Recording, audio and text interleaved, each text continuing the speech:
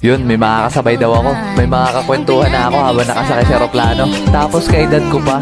So eto nga pala si Rio, ang makakasabay mo. Balikan ko na lang kayo dito pag dumating na yung eroplanong sasakyan nyo ah. Walang Jo, babae pala yung makakasabay ko, kala ko'y lalaki.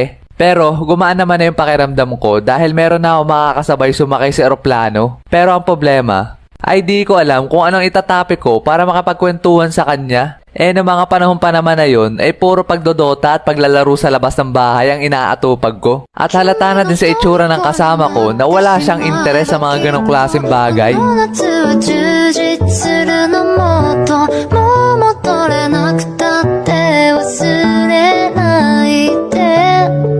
At makalipas ng ilang oras na walang imikan, ay dumating na rin yung eroplano na sasakyan namin. At dahil sayang passenger kami, hindi na kami pinapila at pinauna na kami pasakayin sa eroplano. At nung pagpasok ko, ay talaga namang oh my gulay. Ang ganda sa loob. At pagkatapos nun, ay hinatid na kami ng flight attendant sa aming upuan. Ang pwesto ko ay nasa tabing bintana, tapos siya naman ay naandun sa kabilang row. At nung nakapasok na ang lahat at nakaupo na sila sa kanika nilang pwesto, ay nagsimula ng umandar yung eroplano.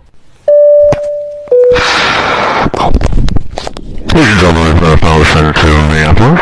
Weather is mostly cloudy, temperatures in the 60s and southwest winds between 10 to 20 miles per hour. Please return to your seats after the seatbelts and flight attendants for cross-check. Sabay pabilis na ng pabilis yung andar namin. Tapos maya-maya, nararamdaman ko na lumilipad na yung eroplano. Kasi, nakatagilid na kami. Noong mga oras na yun ay ang bigat ng pakiramdam ko. Sabay parang may naipit sa tenga ko. Alam nyo ba yung pakiramdam sa tuwing nasisid kayo sa malalim pag naligo kayong swimming pool? Di ba ang sakit sa tenga? Ganun ang pakiramdam. Pero hindi mo na yung mararamdaman pag nasa ere na kayo. Kaya taman chillin like kabilin na lang ako nung nasa ere na yung eroplano. Tapos mangha-mangha pa ako dun sa upuan na nasa harapan ko. Kasi merong touchscreen. Nani daw what? Pwede ka maglaro dun o kaya naman manood ng pelikula. Pero ang pinaka-the best talaga doon mga repa ay merong libreng pagkain. Literal na nasa heaven ako.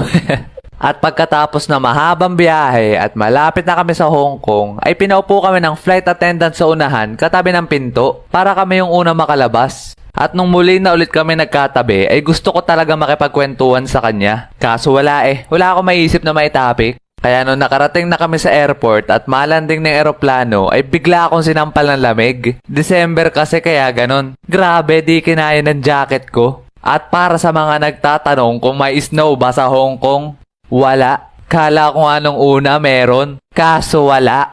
Tapos nung lumanding na kami at binuksan na ang pinto ay may sumalubong sa amin na babaeng Chinese. Siya mag-a-assist sa amin sa loob ng airport dun sa Hong Kong. Pagkatapos nun ay chinek na ng mga papeles namin. Sabay makalipas lang ng ilang minuto ay bumalik siya sa amin sabay tanong ng, "Are you two couple?"